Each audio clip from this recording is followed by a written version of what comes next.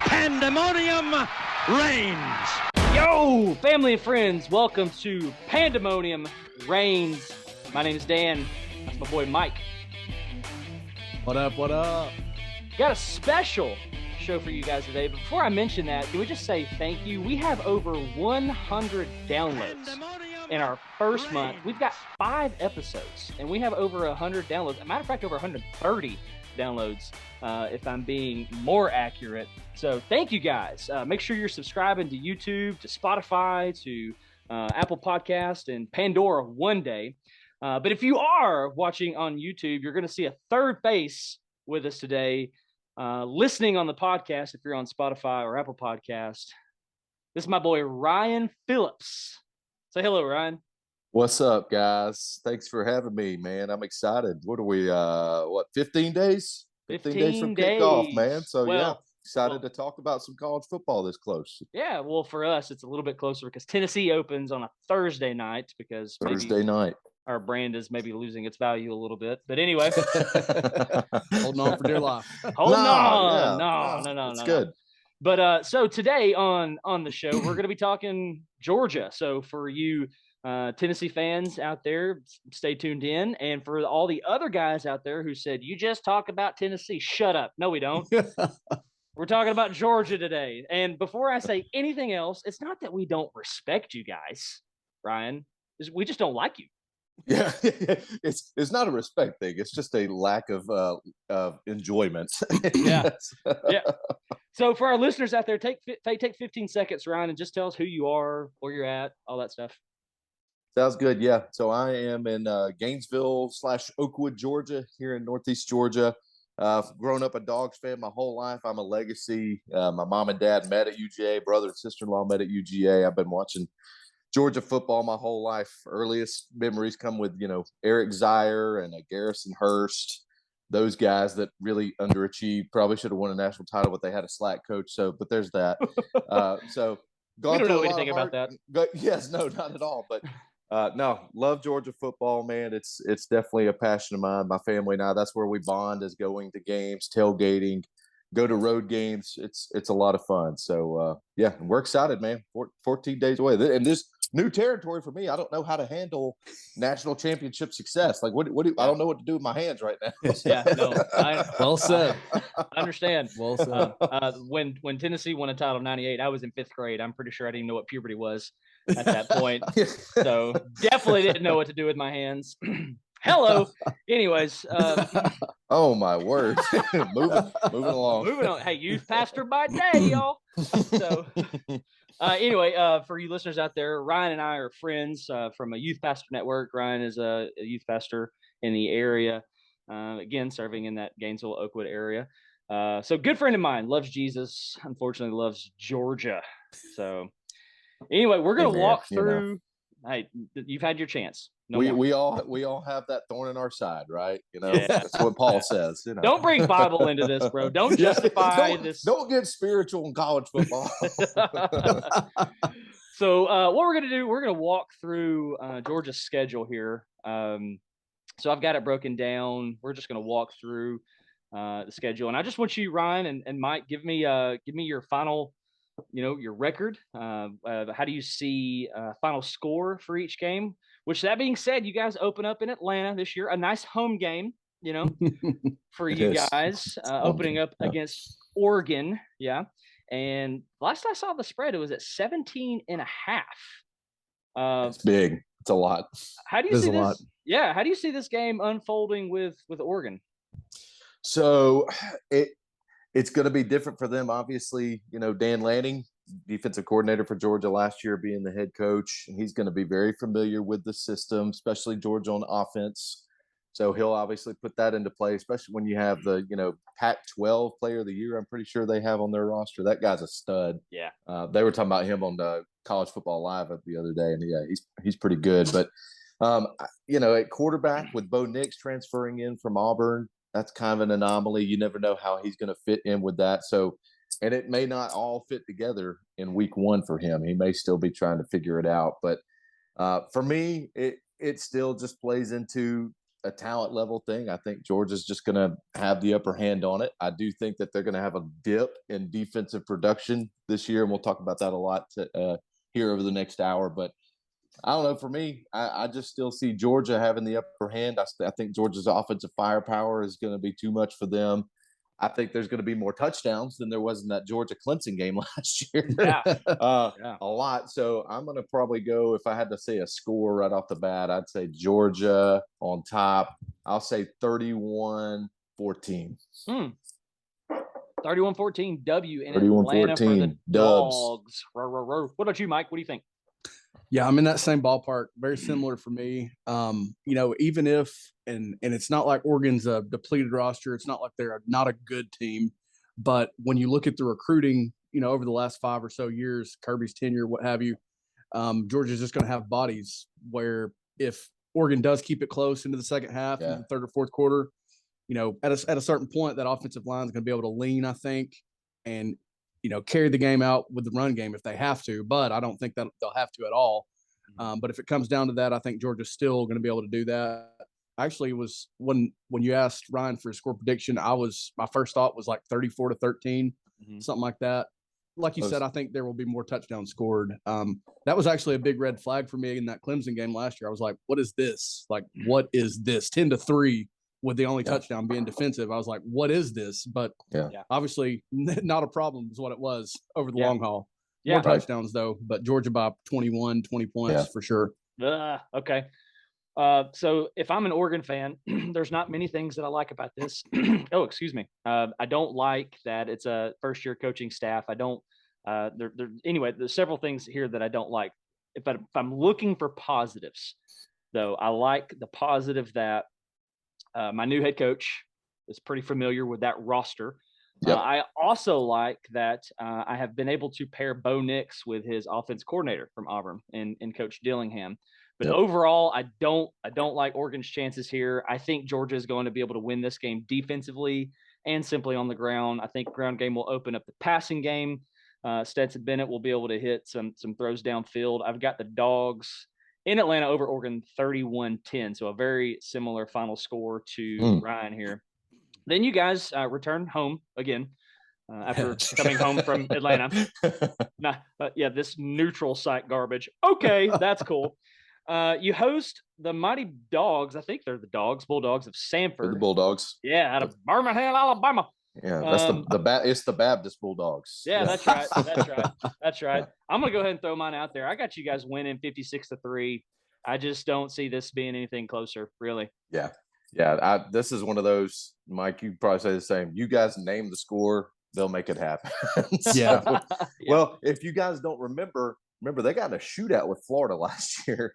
Oh, that's true. That's true. But if you want to be honest, I really think Florida at that point of the year late was hot garbage. So I think that's a totally different thing. You name the score, they'll make it happen. We'll just, if you need a score, I'll say 48-3. 48-3. Put it in, man. I'm putting it in the spreadsheet, which means you're going down on record. All right, there it is.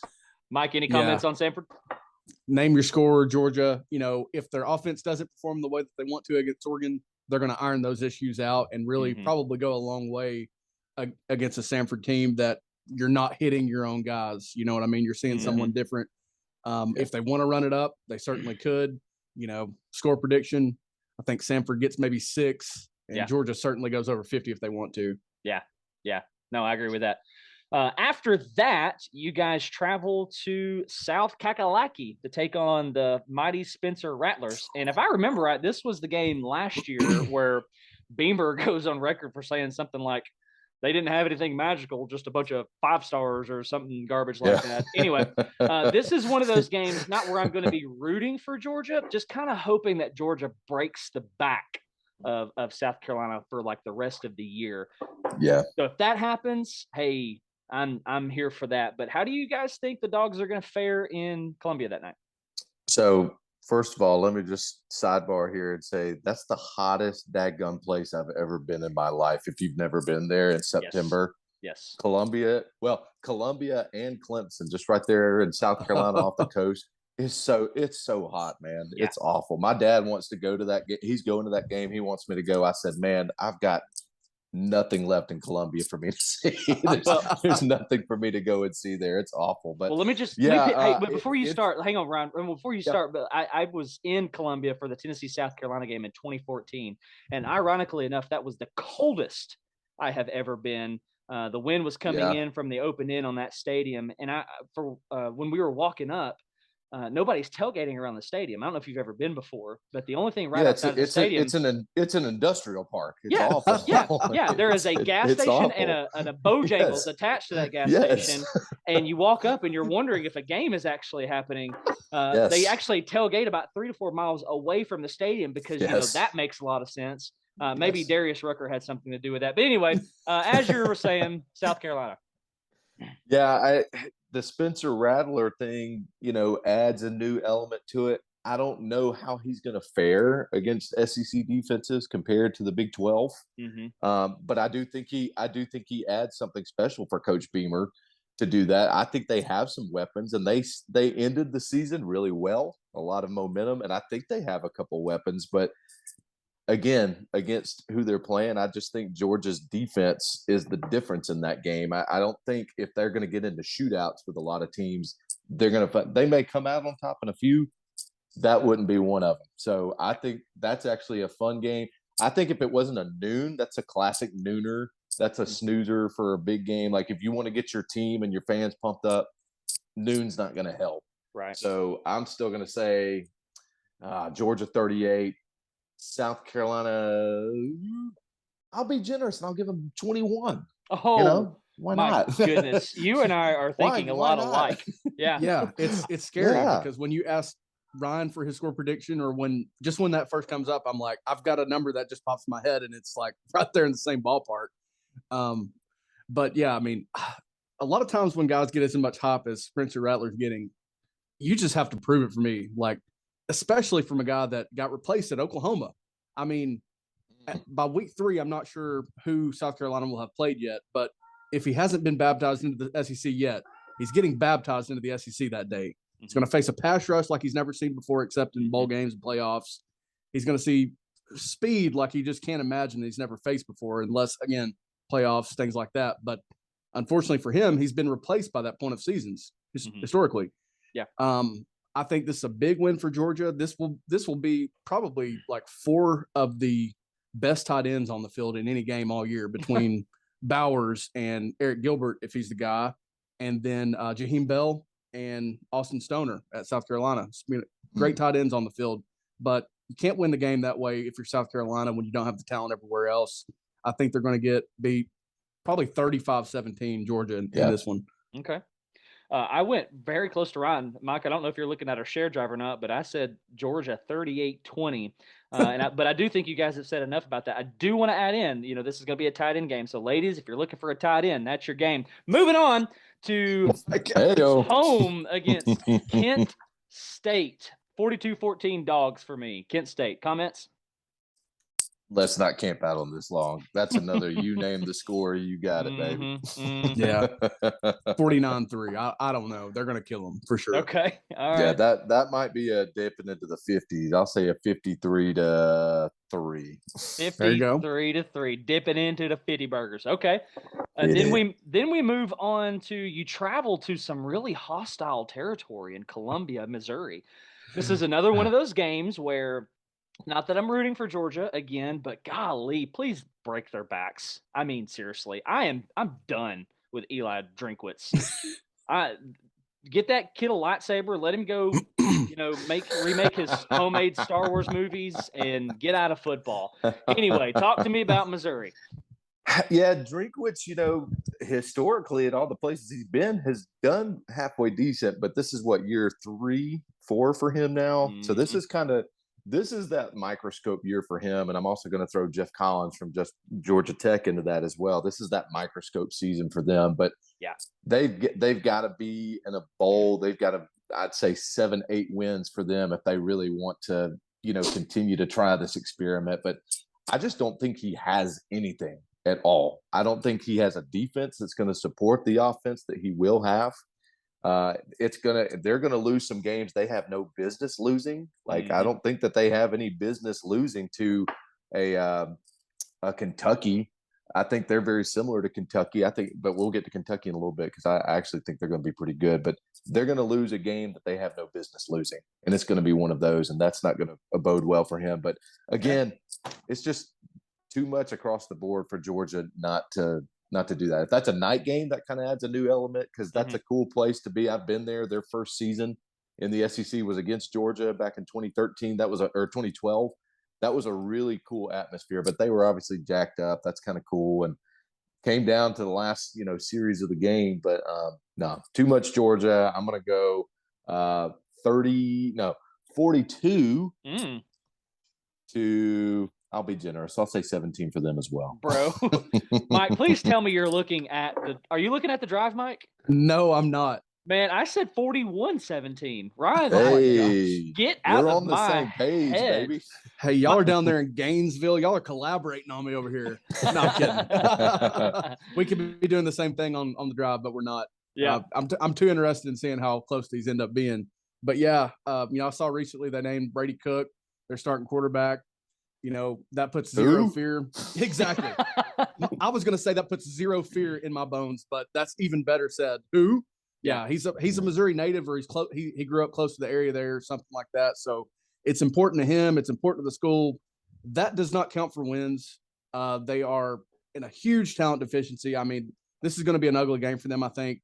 A lot of that talent that Pinkel and Odom had, they always had dudes. Like they always had this running back who was good for he could throw out like a 200-yard game like every third week or something like that. Yeah. They had that tight end Albert O that was really good. I don't think they have those guys anymore, man. I mean, I think this is going to be again a pretty ugly one. I have heard they added some pieces on defense, so maybe they hold Georgia under 40. I'll say 38 to 10. I don't think they're going to put up many points against Georgia's defense. Okay. You're talking about a unit on defense last year. Goodness, excuse me. That gave somewhere around 230 yards rushing per game. And I think the strength of Georgia, we're going to get into that a little bit, is going to be their ability to run. So anyway, with that said, 41-17. After that, you guys come back home. Again, I see a theme here. You're back home against the Mighty Tigers of Auburn. I've got you guys winning that game 42-21. Thoughts, comments, questions, complaints? Yeah, that's one of those rivalry games that you just don't want to come in asleep. It don't matter where Auburn's at. The thing that I think is going to be interesting for them this year, and maybe by that time of the season they'll have it figured out, but I don't think they know who their starting quarterback is. I think that between TJ Finley and who is it? Isn't it Calzada? Zach Calzada. Yeah. Calzada just transferred in from A&M. I don't think, based off of what I've seen and read from the coach, they don't know what they're doing at quarterback right now. I think he's trying to play that off, but I think that they're going to be flip-flopping a lot back and forth. I think Finley has more experience in that that program behind Bo Nix. So I think that he'll be the guy. But in a rivalry game, you never know what's going to happen. But I still believe that Georgia's defense is the difference in that one. Low scoring affair. I think Auburn's defense is actually not as bad as people think that they are. So Agreed. I think that's going to be more of a tight game kind of into the third quarter, I want to say. So I'm going to go Georgia 28, Auburn 14. Okay. All right. Kind of pulls away a little 2-score game there, but looks a little bit different in the fourth quarter. Okay. Mike? And I'm just going to go slightly off of that one. I was thinking about it again as we were talking about them. I think it winds up being like a 31-13 or 10 win for Georgia. Auburn is interesting. I'm really fascinated to watch what happens there because of just what a Tennessee offseason they had. There it is.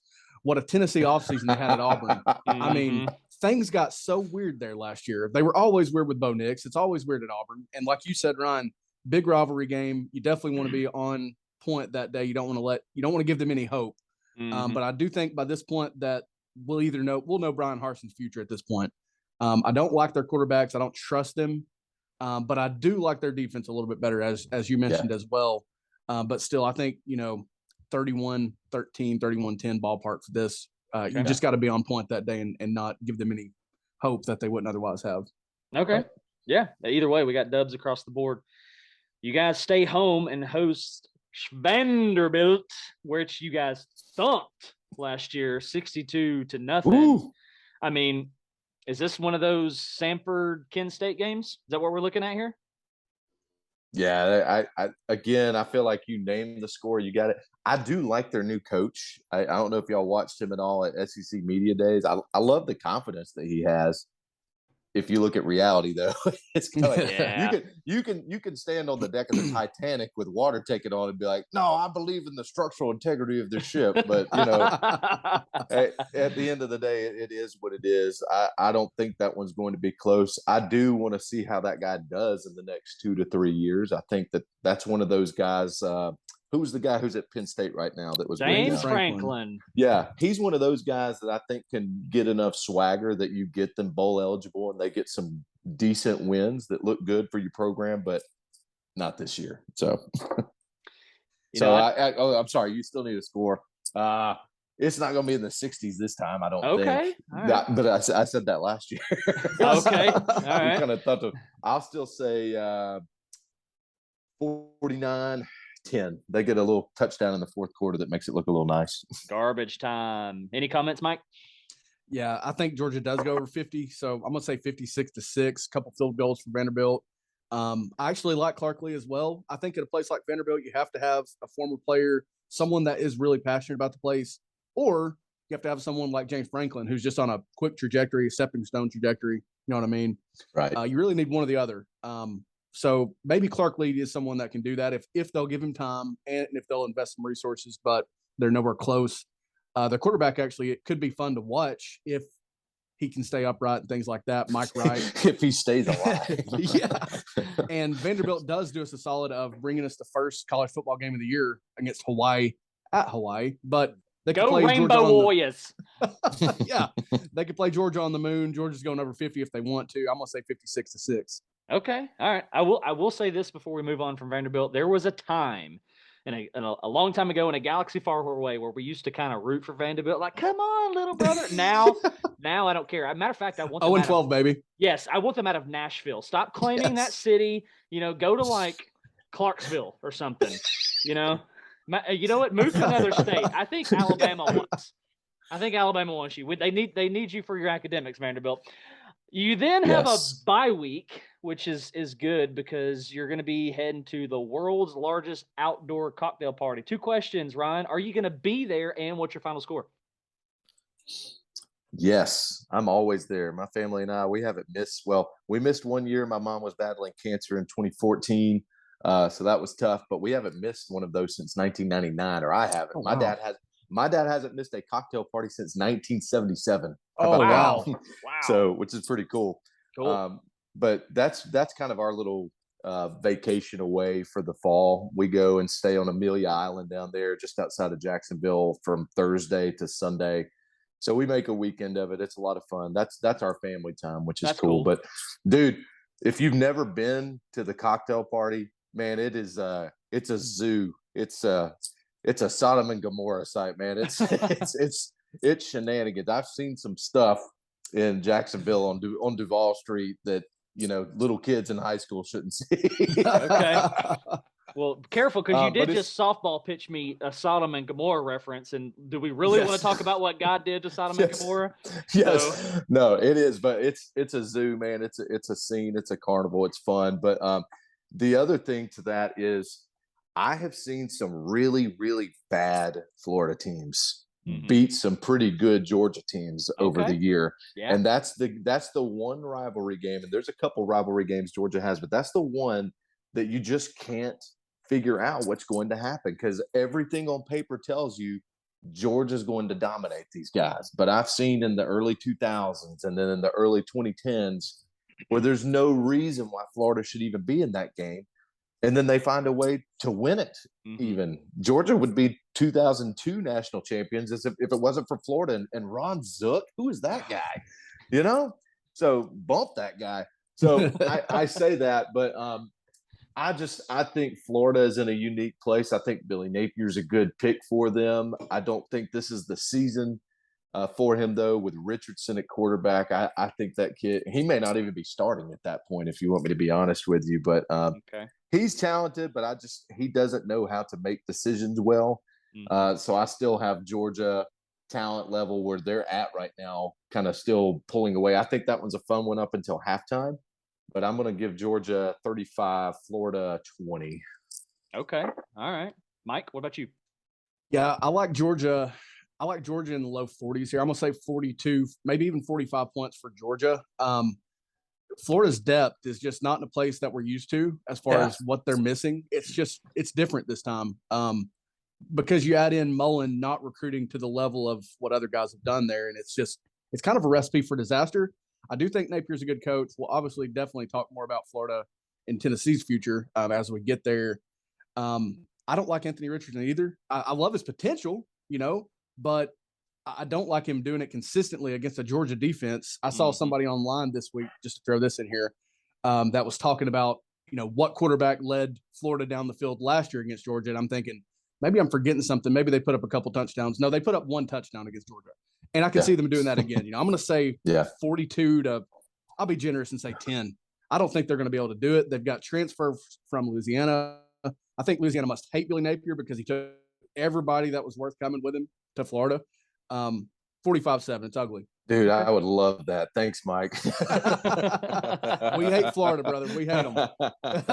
Yeah, if there's any common ground that we're going to find today, it's going to be our hatred for Florida. I kind of see this game unfolding the way Tennessee-Florida did in 2016, where Tennessee kind of came out flat, but went on to score 38 unanswered. I kind of see y'all going back and forth in the first half, but I don't really see it being much of a contest in the second. I got the Dogs over the Gators, 42-24. Some news did break this week about the backups quarterback situation in Florida and him being out from what I believe is now the year. So it would be a shame. It would be a shame, Ryan, if he accidentally got hurt, Mr. Richardson. I don't wish anything upon anybody, okay? But, let's just say that, his knee hurts real bad, after this game. I don't know. Never mind. I probably shouldn't be saying this over the internet, but whatever. I think the Anthony Richardson hype is a little much. He's gotten some Cam Newton comparisons, which I think is utterly ridiculous because he don't do that. Yeah. I mean, you're talking about arguably the greatest college football player of all time. So I can't get on board with that. I got the Dogs in that one. And then Siri, play Rocky Top. Volunteers travel down to Athens, Georgia. Ryan, I'm gonna be kind here, okay? Be kind. I'm gonna let you guys. I'm gonna let you go first. Go ahead. I will be kind and I will be real. So this is the week that starts a 3-week stretch of watch yourself for Georgia fans, okay? Because you've got Tennessee, you've got Kentucky, and you've got Mississippi State. Okay. Of the three of those, I think Tennessee, obviously concerns me the most. Great momentum ending the season.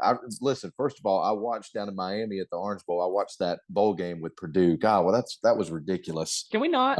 Let's don't do that. Shouldn't have brought that up. But I believe that was Tennessee's game. That would have ended really well. It still ended the season really well. I think Hooker is the talent that they need to do well offensively. I'm wondering, and maybe y'all think the same, what weapons are going to be around receiver-wise for him.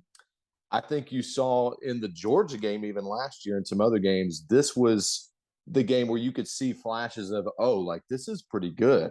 Mm-hmm. These guys can do really well.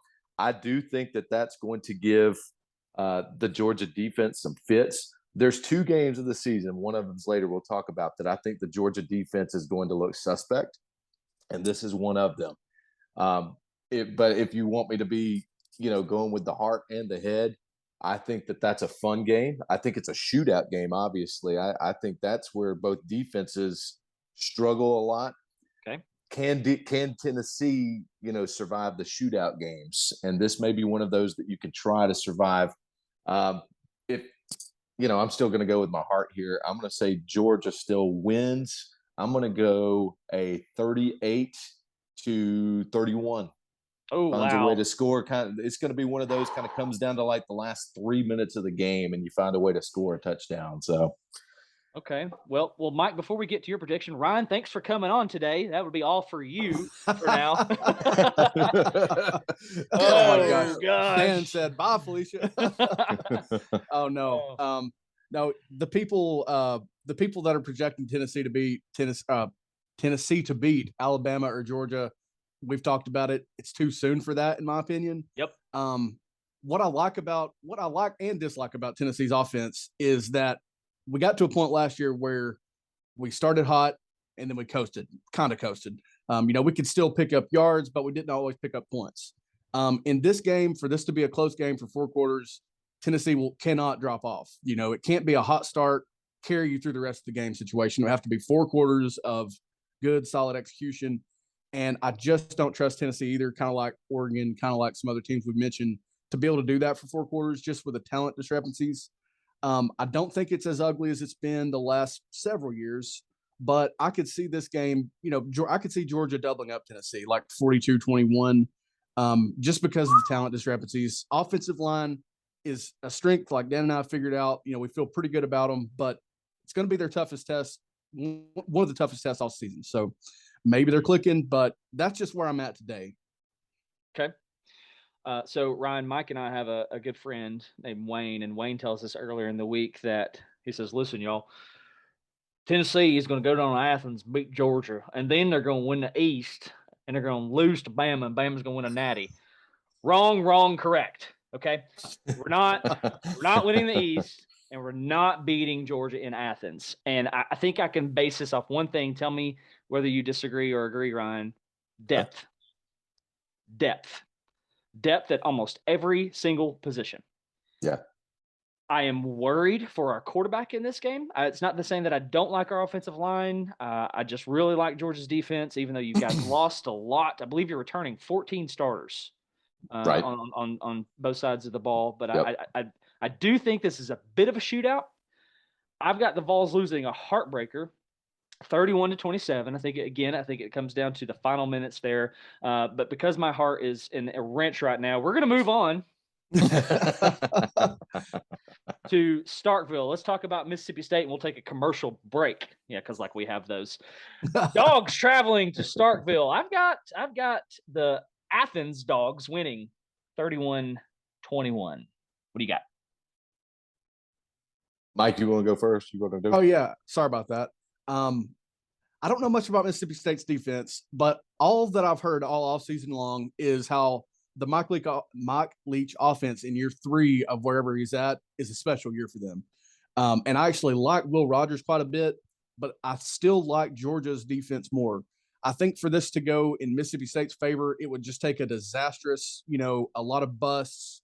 And frankly, this is something that's been talked about a lot too, depending on who you listen to. There's just not many plays in that Leach offense. There's a lot of mesh. There's a lot of the same things with just different looks.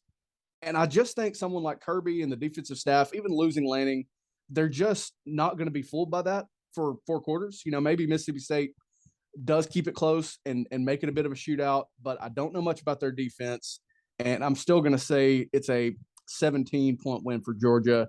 I'll go 38-21. Okay.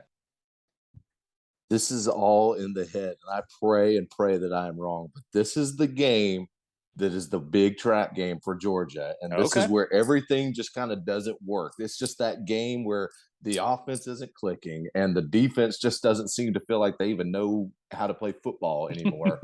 But that's a really cool atmosphere with the cowbells and everything. But I just feel like this is the game where their defense figures out Georgia's offense and keeps their offense close enough to where they can try to work a little bit. I agree with you, Mike. I like Will Rogers. He's kind of one of the underrated quarterbacks in the SEC, in my opinion. But I feel like this is that game where they just keep it really close, maybe even low scoring, but they still hold the ball and go down the field and manage time well. Yeah. But I still want to just say Georgia's going to find a way to win. That'll be a low-scoring one. I'll go 28-20. 28-20. 28-20. Wow. Hey, I need to make sure I heard this right. Did you say the word cool before the word atmosphere in Starkville? Is that what you said? With all those cowbells? Yeah, it's cool, man. I reckon you and I have different versions of cool. Maybe Cows we and shouldn't knock it till we've been there. You know what I mean? Listen, for Mississippi State, Stark Vegas, that's cool, man. That's the most excitement all year, right? Yeah, Football games. the junction down there, you know. listen, Mississippi State fans, no love lost, but I have zero desire to visit your venue. You are not Amen. on my list. Amen. Oh man. Not on my list. All right. With that said, dogs travel again. Go from Starkville to Lexington, Kentucky. And listen, y'all, I think this crowd is going to be jumping. Rupp Arena. Wait. Yeah, Rupp Arena Basketball School. Just kidding. Kroger Field. I think Kroger Field is going to be bumping. However, I got the dogs in a close one, 21-17. Thoughts? I totally buy into that. That's a fun place to be too. I've gotten to go up there before, not when they were as good as they've been the last 2 to 3 years. I like what Stoops has been doing up there. I think their quarterback situation is the same. I love. God, I'm blanking out here. Tell me his name. Will Levis, the banana eater. Yeah, dude, I love that guy. He's a baller. I think he's the emotional leader of the team, and he's just a tough nosed kid. So I like what he's about. But I totally agree. If it's not the week before against Tennessee, they're going to be emotionally drained from that. They're going to have to try to bounce back. It'll be interesting to see where Kentucky's at that point of the season. I can't remember what tough games they have. I know they have a few leading up to then, but I 100% agree. Low scoring game. I see Georgia finding a way to get the running game going more so than the passing game in this kind of game, because Kentucky traditionally has just not done well against the inside run. They're quick. They do good against the pass, but I think Georgia's run game is the difference in this one. So I'll go the same. I'm going to say 24-14. Okay. All right. Mike? I like where you guys are at on this. And it's interesting to hear from a Georgia fan, what potential trap games there are, because for me, it's easy to just get overwhelmed and think about the recruiting and the dudes coming back and all that. I guess in terms of trap game, this probably would be the one that would scare me the most as well, because it is on the road. Kentucky is bringing back some nice things. For me, though, it comes down to them losing a guy like Wan'Dale Robinson. He can be replaced. It'll probably be by committee if they do replace him.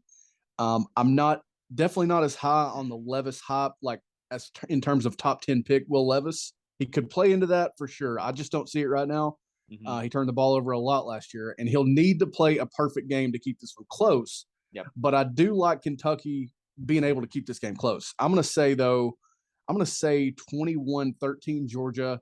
It is a close game. There's a lot of run plays in this game for both teams. That'll be the strength of both teams, I think. Yeah. But a closer game, still a Georgia win for me. Okay. So Kentucky is going to finish October visiting Neyland Stadium in Knoxville. The thing that sets up nicely for those guys is they then travel to Columbia, Missouri to play Mizzou, but then they're home against Vanderbilt before they host Georgia. So if I'm a Kentucky fan, I kind of like the way that sets up. Don't really love that if I'm looking through a Georgia lens here. Either way, I think in the end, depth is going to be a key factor for Georgia. The ability to defend the run, the ability to run themselves. I do think Kentucky can keep this close till the end, but in the end, I like Georgia too much. Which leads us to last game of the year versus the mighty Bumblebees of they get a name change? Yellow Jackets of Georgia Tech. How many comments do we have here, Ryan? What do you wait. Serious question. Is Coach Collins still in Atlanta by this point? He is, but this is the end of the line. So okay.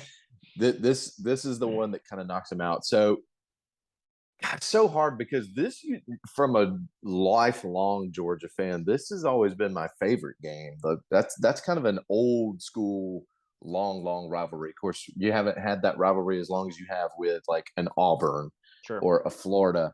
But that game used to be a lot of fun and incredibly competitive. And I remember going to a lot of them as a kid. But man, over the last 8 to 10 years, it's just not fun. It's not fun to watch anymore, and it's not fun to be a part of. And I would like to say that they're going to do well. I like Sims, their quarterback. If you ever seen that kid run around, that game against I think North Carolina in the Dome or the Benz last year. I just said the Georgia Dome. What the heck? That was a fun game. That was a fun game, and he was a lot of fun to watch. I think he's kind of the dark horse in contention for kind of an ACC Offensive Player of the Year. I don't think he'll get it, but I think he's in the running for it. But again, I don't see any answer for them making this rivalry competitive this year. Yeah. I think it's the end of the line for Jeff Collins. Honestly, I want to say it's going to be close, but it's not. I think it's going to be another tub thumping. I'm going to say Georgia 53, Tech. I'll give them 14, but I think this is the last stand for old Geoff. Okay, Geoff. I like it. Geoff. Yeah. For me, man, I really like the insight about Georgia Tech because all that I know about him is Sims. I know his name. I've seen him play. He's a lot of fun. And then the only other thing I know is that Jahmyr Gibbs left. And I have a lot of love for that kid, even though he's playing in the armpit and the pit of hell right now is where he's playing at.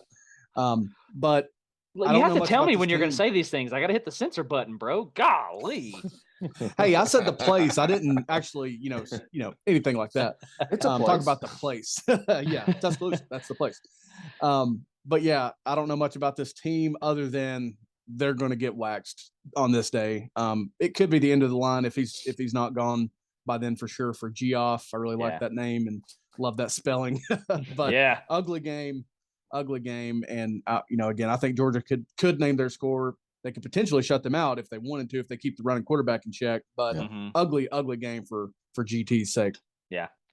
I'm looking here. Georgia's won 4 straight games in this series by an average margin of 36.3 points.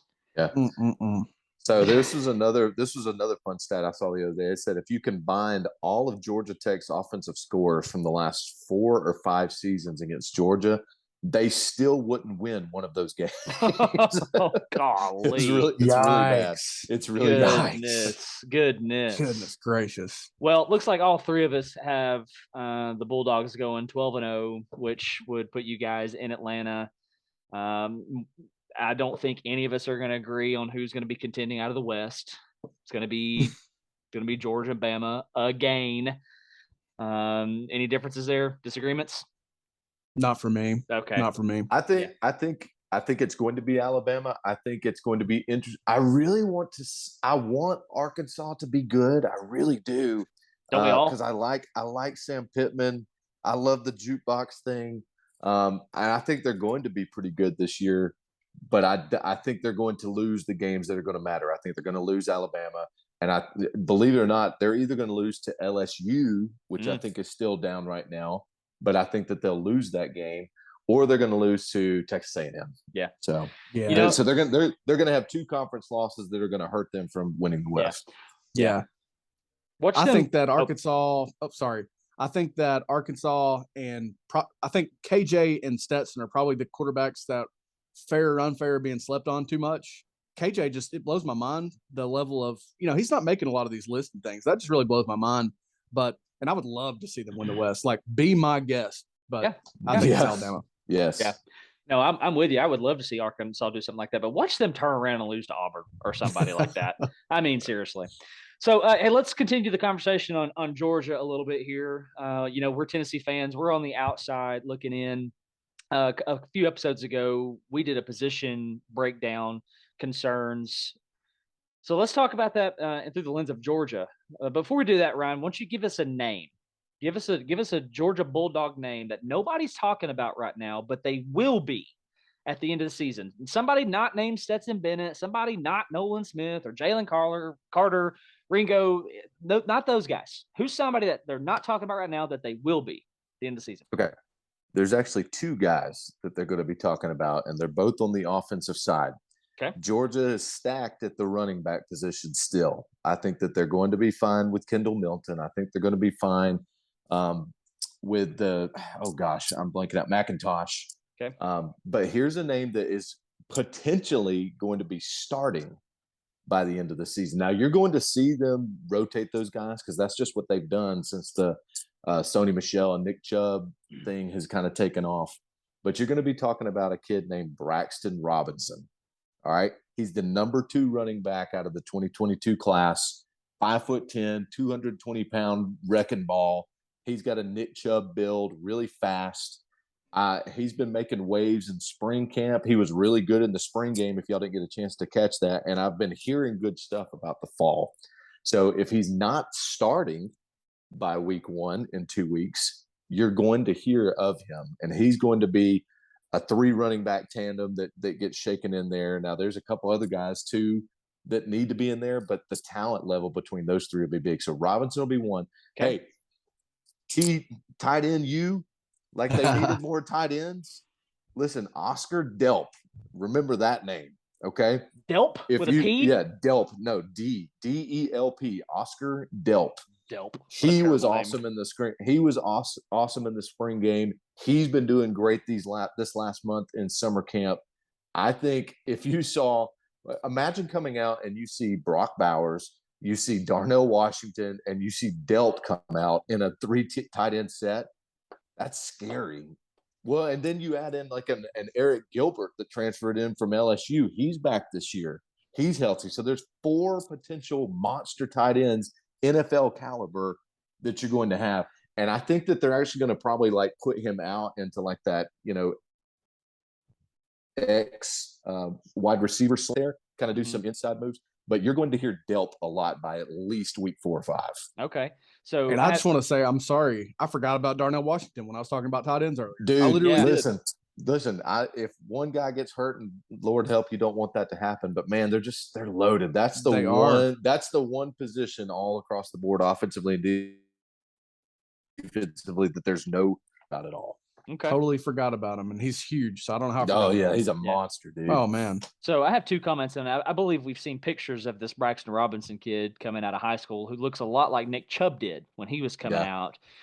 Secondly, though, if you guys come out and you drop 3 tight ends on the field at one time, listen, 1995 called and they want their offense back. Stop it. Just boom. It'll be great. It'll be great. Maybe you already you told us here, or maybe you did anyway. Who are you most excited about? Why? This could be any name. Just who's got you excited? Most excited about? So somebody that you may not even think about, and you'll remember the name when I say it, but the wide receiver depth is really deep too. Now we just lost, Arian Smith to a season-ending injury about 2 weeks ago, which really sucks for him. He's really struggled with injuries, and I hate that for him. But last year, a kid that nobody knew about, like Brock Bowers, nobody knew about Brock Bowers till the season started. Yeah. But the kid out wide, Ladd McConkey, if y'all remember Ladd, that is the most serviceable, dependable wide receiver that you're going to find. He's quick as grease lightning. You probably don't remember this name a couple years back. Oh gosh, and now I'm blanking. Michael Bennett was a wide receiver for Georgia that was just, if you threw it up there, he was going to catch it. Sure. And so Ladd McConkey I want to see if he takes another step forward, because he was really good. This was his freshman year last year. Mm-hmm. I want to see how he plays into, are you the go-to wide receiver, or are you that guy that nobody's going to think about but ends up having about 75 to 150 receiving yards a game? So I like Ladd. He was really awesome in a lot of games last year and had some really cool circus catches. So he's the guy, you throw it up there, he's going to find a way to catch it. Okay. Ladd McConkey. McConkey. I'm pretty sure I got that right. Yes. Now, this next question here, I kind of want you to just give me a quick answer, because I really want you to talk about the position of concern. Give me what is the strength of Georgia, and then what's your position of concern for those guys? I think the strength is obviously where we just talked. The tight end position is just too deep. It's going to be deep for at least the next 2 or 3 years, with Bowers being a sophomore. Delp's going to be a freshman. Gilbert's still got 2 years eligibility. Darnell will probably be gone after this year, but he'll be in the mix this year. Concern-wise, I wouldn't say it's so much a position, because I think offensively and defensively, the right guys are there. Even losing some, studs on the defensive side, that was a once a generation kind of defense last year. But for defense, I want to see who is going to be the leader, who's going to be the field general, because that's huge for a defense like that. So when you're losing like a Nakobe Dean, who was the vocal leader, he was the guy that could shift the linemen around to where they needed to be. He could turn around and tell the backs where they needed to be. And here's one thing that stuck out to me, and it happened throughout the season, but you saw it in the national championship. But there was one of those drives where Alabama gets inside the 20. They're in the red zone, and Lord help, I can't believe that they only scored, once inside the red zone or got a touchdown out of those. That's crazy. So one of those series, there was a play where Bryce Young had a guy open. Now he had pressure coming, and he missed the target. But as soon as the play was over, Nakobe Dean got up in Channing Tindall's face and was clapping and being like, bro, that's you. Yeah. That was supposed to be you. You need to get your head in the game. And then what happened? The very next play on a big third down, Tindall comes around the outside and sacks Young. And then you see Nakobe Dean get up and be like, that's what I'm talking about, man. Yeah. I don't know if we have that leader. And that's going to be big for that. Is it going to be a Nolan Smith? I would hope it would be him. But I think the leadership, the intangible aspect of that is going to be the biggest thing. I'm really not concerned about positions. I am concerned about leadership, because that's huge on the field. You can't rely on the coaches at that point. You can't rely on the fans to say, he's coming from the outside when you're sending from the, third deck up top. You need somebody on the field when things are not going right that's going to circle the wagons and be like, let's freaking do this. Yeah. And I just feel like the defensive leadership is probably the biggest concern if they want to continue to take steps forward and still have the same production. Yeah. Well, Mike, I don't know if you're wanting to comment on that or not, but the only thing I really want to say is, as a Tennessee fan, I'm hoping we attack that linebacker core. I know that you've got dudes there, but they're names that we just don't know yet. So I'm hoping that we come at you hard in that mid-range area. Yeah. I don't think we're going to be able to run on you well, but I'm hoping we can attack you with a lot of mesh stuff, a lot of concept routes, and attack that middle level defense on you. You got any comments on that, Mike? Nothing crazy. No, I'm with you. I want to see it. I want to see routes over the middle, tight ends going up the field, things like that. Those are what I would feel are the plays that would have the most success as of, mid-August against Georgia. But yeah, no, great assessment. Really, really appreciate the insight on that one. Yeah, absolutely.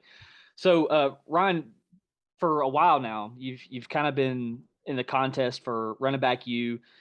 Last year, your backs exceeded more than 2,000 yards. Do you do that again? I think they do. Are you talking about individually or as a core? As a core, as a unit. Last year, you had Zamir White go for 850. You had Cook go for 720. You had McIntosh go for a little over 300. Yeah. Anyway, all at the end of the day, your running back stable, not including Stetson Bennett, had more than 2,000. Right. So we're talking about the unit. I think as a unit, you get to 2,000. I think for an individual, they could get close to 1,000 yards. Okay. But I just think the way the offense is built the last 2 years is just balanced. It's not going to be heavy on the run. They're not going to be heavy on the pass. They're going to do things that are going to set up Stetson Bennett for success to have the pass plays open up. But when you have three serviceable running backs between Milton and McIntosh, and I really think Robinson's going to be in the mix there, they're going to switch in so much, kind of like you saw Zamir White and a Cook, James Cook last year, just to stay fresh. You're not going to get as many carries to where you can get 1,000 yards. Do I think they can? I think with the season or the schedule that they have, there's going to be some games where I think when you play like a Vanderbilt or a Kent State, you're going to see a McIntosh run for 150 yards or more. Yeah. And so you'll add your stuff up. Do I think it's going to happen? No, but I do think it's possible that you'll see a McIntosh or a Robinson go for 1,000 this year. I think it'd be fun. But as a core, I just think that they're set up to put everybody in there to stay fresh. And that's why you see in the fourth quarter, you saw some of those games. The Clemson game, I mean, it's still a one-score game, but the last series, when the offensive line just started, manhandling people, and you'd run for 7 yards a game on the last series and just drain the clock. I think you're going to see a lot of that happen this year. Again, talking about that Clemson game against a very good defense. Yeah. Arguably one of the best. Specifically defensive line and front seven. I mean, they were a heck of a unit. They have been for 5 years, if not longer. That front seven at Clemson's been close to Georgia's level. Georgia's had the upper hand, but that's been a good unit for a long time. And they ground them down there in the end. Yeah. Mike, let me ask you real quick, 2,000 yards for that running back stable, over or under? Over. Okay. Over. All right. Yeah. Woo. All right. Yeah. All right. That'd be awesome.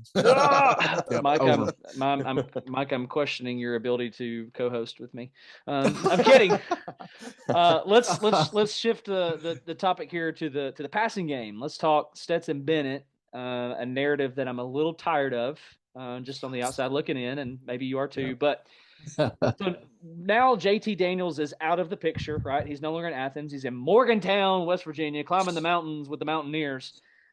How does this affect Stetson Bennett now that JT is no longer breathing down his neck, now that fans are no longer calling for, put JT in, we want to see JT. Yeah. How does that affect him? Is he going to remain the starter throughout the year? What kind of leash are the Georgia fans going to give Stetson? Talk to me about him for a second. Yeah, that whole narrative of the quarterback situation, which has been going on since Jake Fromm was there, and they kept, who's the kid that transferred to Ohio State? What was Justin Fields? Yeah, Justin Fields. I was like, I can't even remember him, but man, that was a huge one for a while as well, and that was really unwarranted to Fields, or to both of them. But Fromm, freshman year, ultimately one play away from a national championship. But that was just always the thing. If anything went wrong, or he wasn't throwing for 400 yards a game, it's like, why do we still have this guy in? Why is this a thing? And to me, and this sounds so silly and not from a football knowledge standpoint, there's so many average couch coach fans who they just look at him. They know his story. They know that he was just a walk-on and a backup, and he's not really impressive to look at. And so they want the guy that they want to be in there that they think is going to take it to the next level. Here's the thing that I get so tired of. If you look at him, the thing that Bennett did last year, and everybody's like, well, of course he, won the championship. He had a great defense and all that stuff. That was a great defense. But look at his numbers. Look at the offensive production. I mean, they were over 30 points a game. His QBR was number 3 in the nation. His offensive production alone was in the top 5. I mean, I don't know what it is that some of these fans want. And to be honest with you, even after winning a championship after 40 plus years, they're just still not satisfied. Yeah. They're still even Georgia fans are still talking about this. And I don't understand it. I'm high on him. And here's why I'm high on him, because again, not a big football knowledgeable thing, but the dude's just a worker, man. He's worked his way up. He worked his way to the top. Here's the thing that I like. He has the trust of his coaches and his teammates. Mm-hmm. If you saw who was the guy that everybody kept going to and like dabbing up towards the end of the game of that championship, it was him. Yeah. Because his players wanted that for him. His teammates wanted that for him. They trust him. He's a field general. He's the team captain. To me, to the coaches, and this is when you're inside the locker room, it doesn't matter what all the fans are saying. But if that's the guy that everybody's trusting, something's going on. Sure. Because even when everybody's like, why are we not putting in Daniels? Why are we not doing that? Well, Daniels, I don't think was completely healthy up to a certain point. But at that point, the trust and the reins had been handed over to him. And I still think that that's the case. I think that they're still bought in, and the locker room is circled around Stetson Bennett. So I don't get it. I'm a fan that I'm big for him. I'm happy for him. I want him to do, but I'm just so tired of hearing the negativity and the trash talk about him. I don't get it. Yeah. But that's just me. Yeah. And just to add a couple. There you go. Yeah. No, just a couple things. I think there's a few factors here. I don't know. Something seemed off with JT because you had that situation where he was asked when he could have played, or when was he healthy? And he answered like the Arkansas game, like super early in the season type situation. It makes me wonder, is he just a product of, because his generation of players is like right there at the forefront of when the transfer portal really opened wide up. Right. And it's disappointing to me to see, especially a big time quarterback, make all these skips, hops, and jumps, not going to play, I'm out type things. I understand wanting to play totally, but it's disappointing, especially for a quarterback for me. And then the second thing that I want to say is this is, I think, just where Alabama's kind of broken the sport, because they're also their fans are also never satisfied. But with the quarterback position at Georgia, with the quarterback position at Georgia, they're kind of where Alabama was 10-ish years ago, before Tua, before Jalen Hurts, but it worked. That's the thing, is it worked. Yeah. They're not throwing into these windows and, throwing for 5,000 yards, and they're not Tua, they're not Bryce Young, but it worked. Yeah. Yeah. Like, it literally worked. And AJ McCarron or something like that. Yeah. It just, at the end of the day, you know what he's got? He's got a ring. Yeah. So. He's got a ring. Absolutely. Yeah. I think that's just where expectations have just been wrecked. Absolutely. And what people want to see, but it worked at the end of the day. And another way to put that is he was good enough to get the job done. What more do you want? What do you want from the guy? Now, Mike and I have talked a little bit about this, off the record here.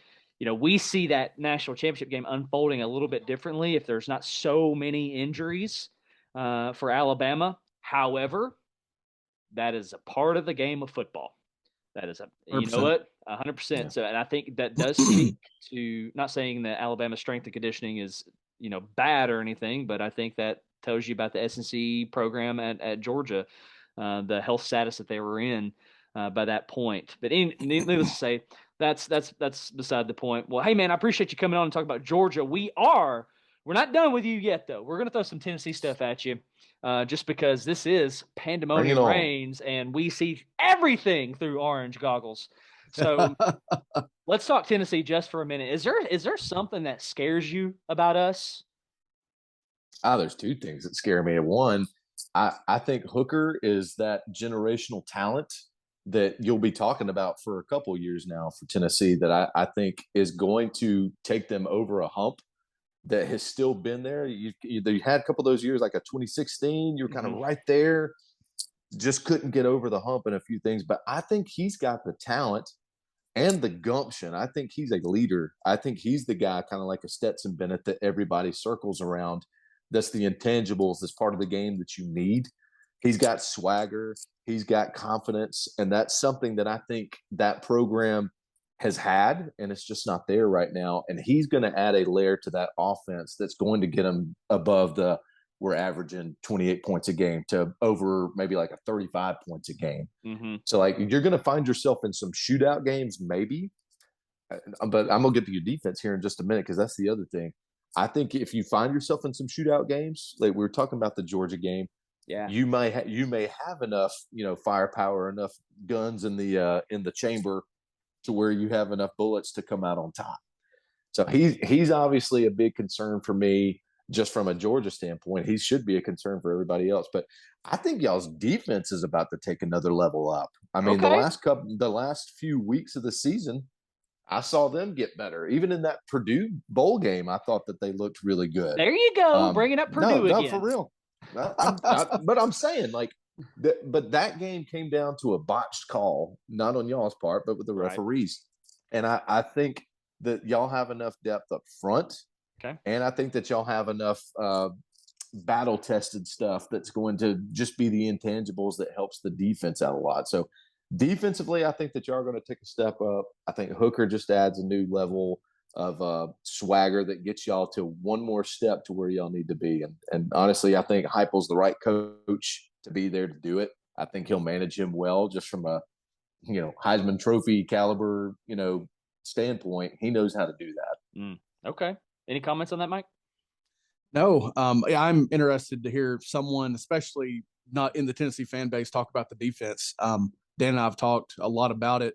There's players that we like, even at every position, even at the ones that are more thin than your defensive line and your secondary, like those linebackers. There's guys that we still like there. So it's really interesting to hear someone outside of our little world hear, in the Tennessee fan base talk about that. And hey, from your mouth to God's ears, brother. That's right. Let it be. Let it be. All right, we're in the final 10 minutes of the show here, so let's fly through this. Give me a final record for the Vawls. What you got? Oh man, Tennessee is going to do everything right this season, except win the two big games that are really going to matter to them. So I believe you're going to win all the ones, including some really close ones that are going to look good. You're going to look really good against Alabama this year, but it's still not going to happen. You're going to look really good against Georgia this year, but it's just not there yet. So I still see 10-2. If Georgia can find a way to lose, now we just went through those things. Georgia's record 12-0. I still think Georgia has one loss that they have no business losing somewhere in there. So then the SEC East race comes down to Tennessee and Georgia, and it could come down to the last two conference games of the year, somewhere in mid-November. Stop the press. Mike, what world are we living in right now? I have no idea, man. What is happening? 10-2? Man. Wow. What? Listen. It could happen, baby. I want every listener to listen close. If we go 10-2, you're going to hate our fan base. You're going to hate me and Mike. You're going to hate us. I'm going to be unbearable. I've tried to keep it low-key, balanced. If we go 10-2, I'm going to lose my mind. So you're saying at the very least we're in a New York Six Bowl, Ryan? Oh yeah, in NY6, dude. Okay. All right. Well, you did talk a little bit about Hendon Hooker, but just give me like an overall perception as an outsider. Obviously, Mike and I love this guy. We love. I don't even know if is a good enough word. We love. It's too small of a word. Yeah, I mean, there's a lot of Dobbs love there for Hendon Hooker. But as an outsider, just give me your overall perception on this guy. I like the fact that he reminds me, and this is not the name you want to throw out because you don't want to compare to something like that. But even like a Mike Vick in college is the vibe that I get from this guy because you can't let him outside. I don't know what to do with my hands. Yeah, no, for real. Last year, it wasn't until somewhere through the mid part of the first quarter that I was kind of like, this guy's a concern. Now, obviously, defense kind of adjusted a little bit and got there, but now that he's had a full season of, battle testedness under him, I think he's going to be okay with using the legs. He's going to be okay with opening it up to where he's, linebackers or corners are going to have to stay up to where they can't let him run for 7+ yards, which is going to open up more receivers downfield. So he just opens up a layer that I think Tennessee hasn't had since Dobbs. And I really do think that he's got more football knowledge, more of going to make a decision quicker than a Dobbs does. So I just think that's going to be the difference maker this year in a lot of games is his abilities. Mike, any comments on that? No, man, you nailed it. I think the Dobbs comps, they're so real for me. Like it kind of fits perfectly in like the archetype, like the way the quarterbacks are built, their game. And I think a lot of it comes down to, I'm a little biased, but I think Hooker's being coached a lot better than Dobbs was. Yes. That's the difference. I didn't see Dobbs being in the NFL still at this point. You know what I mean? 6 years, and he's been a journeyman. He's a backup. He's fighting to stay on rosters, but he didn't receive much coaching at Tennessee, just period, point blank, especially just as a quarterback coach. So I think that's a big difference.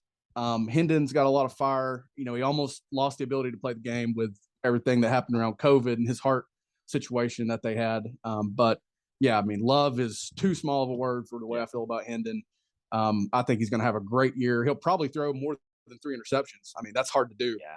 But he threw 3 last year. But just completely love the guy. He's my QB, baby. Absolutely. I think the biggest concern for Tennessee fans is his health.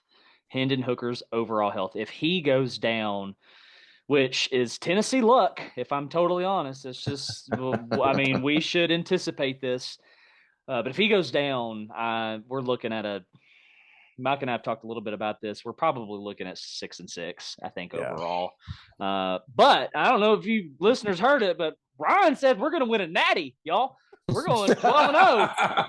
He said 10-2, and then he put Mike Vick at quarterback. So killing me.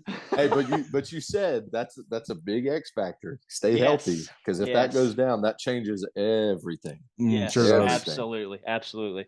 Well, hey man, thank you so much for coming on and joining us today. Appreciate your insight.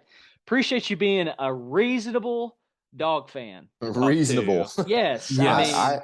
I'm many things. Reasonable will be one for the most part. If you want a realist Georgia fan, you got the right guy, man.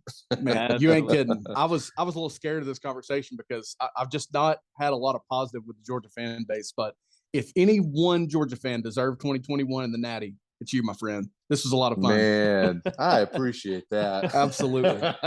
So for all of our other Georgia listeners out there, not you, okay? That goes for my brother. You better be listening, and you better be feeling it. Not you, my guy. I do love you, though. Happy birthday.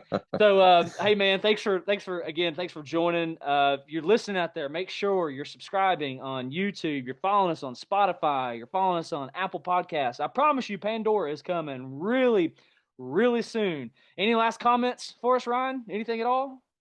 Man, I love this time of year. As soon as August rolls around and I start seeing that there's football on the weekend, every weekend until February, that's a beautiful, beautiful thing, man. But I love the NFL a little bit, but if I had to choose between that and college football, it's college football all day, man. And I'm excited.